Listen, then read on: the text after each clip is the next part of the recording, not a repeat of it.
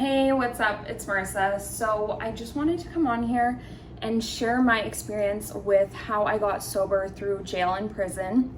I'm a recovering fentanyl addict. I have almost 4 years clean. So June 28th, 2017, that was the day that changed my life. So that was the day I was raided and arrested. So I was taken into police custody. I was held there from morning till evening until I was finally interrogated. And what they do in a lot of drug trafficking investigations, when there's like several different components to it, is they will arrest a bunch of people and then they'll release you pending charge approval. So you're not released with anything. You're not released with a court date. You're not released with a promise to appear. It's nothing like that. It's just basically they come, they have their takedown day, and they arrest you, they raid your house, they seize all of your cars, seize all of your phones, seize all of your money, all of your drugs. So, and then once they've interrogated you, at the end of your interrogation, they say, we're gonna let you go. We have to have the prosecutor review all of the evidence and come up with what you're actually going to be charged with. So me and everybody that I was arrested with, we were all released. So of course now my life has been flipped upside down. So now I knew it was coming. I knew I was gonna end up in jail. And I did not want to go through jail dope sick. So I decided to get onto methadone. So I went on methadone. First I went to detox. I went there for a week. That's where I got on methadone, and then I continued it as I got out of detox. And of course, as soon as I got out of detox, I went straight back to using fentanyl as well. So I was on my methadone and I was using at the same time. I was on a relatively low dose of methadone. I think it was 40, so like 0.40 milligrams. I forget how they do it, but yeah, I believe that, actually no, I think the highest I went was 45. So it was like 0.45. So I stayed on methadone and I had no idea when the cops were coming to arrest me. So every day I was kind of just living very paranoid, thinking, is today the day? Is today the day? Is today the day? So August 30th was the day that they came back, and it was literally exactly 2 months from the day that we were initially arrested. We were arrested on June 28th, 2017, which I believe was a Wednesday, and then they came back August 30th, 2017, which was also a Wednesday, I'm pretty sure. So that's the day I was formally charged. And so I was taken into custody. And from what I had heard is that if you're prescribed it on the outside, they have to give it to you in jail. So you are able to get your methadone or your Suboxone in jail. So basically I went through the court process. I did not get my methadone that day when I went through court. But when I was initially when I went through my intake, when I actually got to jail, they gave it to me the next day. So I think I went 1 or 2 days without getting my methadone. So with methadone and Suboxone, it's a huge production to even get it when you're in jail, like the actual process of actually ingesting it. And that's because obviously methadone and Suboxone are very sought after when you're in jail, just because it can get you high. So the thing that's weird with methadone though is they say people will puke it up to sell it. I never personally saw that. I think that's super weird. Suboxone is more understandable because it's either a pill or the little film. Basically, yeah, it's a huge production just to even get your methadone. So first of all, you have to be barefoot the entire time. You cannot wear shoes. You have to get frisked every time before you get your methadone or your Suboxone. And methadone is a little bit more intense than Suboxone because they want to make sure you have enough time to basically like digest it, so you can't just take your dose and then immediately go throw it up and sell it to someone else. So you're frisked, you have your shoes off, you have to stand in a huge line. There's probably like, I don't know, 30 to 40 girls in the lineup. And so once it's your turn, you take your dose. So you're watched by a guard and you're watched by a nurse. and they have chairs all set up around a room, and they're all spaced apart so you can't be too close to anybody else. Now you sit in your chair and you have to sit there for 20 minutes. So they're timing each and every one of you because you each take your doses at slightly different times because it goes in a lineup. So you're sitting in your chair, you have to be completely still. You cannot cross your legs. The first time I got my methadone in jail, I sat in the chair and crossed my legs. And I remember the guard looked at me like I was an alien. And she was like, you cannot do that, uncross your legs right now.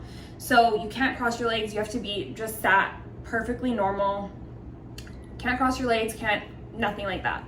So you sit for 20 minutes and you have guards watching you. So they watch you for the entire time, and then once your time is up, they're like, okay, you can go. They'll call you by your last name. They'll be like, da-da-da, you can go. And then you would see the doctor, I think it was like every couple of weeks, and they would see how you're feeling on your methadone. What was really common in there was for girls to go up on their dose. So there would be a lot of people getting on really, really high doses. A lot of people would be nodding out because they'd be on such a high dose of methadone. And I want to say it was probably about a month into my incarceration where I was like, I don't want to do this anymore. I don't want to be on methadone. And I decided I wanted to taper off. So I put in a request to see the doctor. Eventually I was seen by the doctor and I said, I don't want to be on this anymore. I want to do a taper and get off of it. And I believe I was at 45 then, 45 milligrams. I think it's 0.45. So she said, okay, you can do a taper. I want to say it was 0.5. It was 0.05 or 0.10 that they would take me down every time. So let's say I was at 0.45, they would bring me down to 0.40. I think that's how it went, because it took me roughly 6 months to completely get off of it. So I think it was every 2 weeks she would take me down and I would taper off. And so this eventually took 6 months of me going to see her every 2 weeks and her being like, okay, we can get you down another 0.5 or 0.10, however many milligrams it was that they were tapering me down. And then eventually it got down to where the methadone was such a small amount. It was like a tiny little drop, but I would mix it with water to be able to take it. And then I finally got off of it. And I did notice towards the end, I would start to experience withdrawal symptoms. I started to sneeze a lot, yawning, eyes watering, that kind of stuff, a little bit of leg pain, but it was nothing like when I used to withdraw from fentanyl. So it was a lot more tolerable. Really kind of have to mentally tough through it at that point.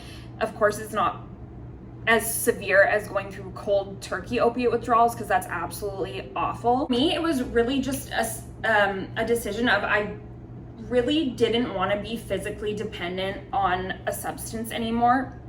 And that's just my personal choice.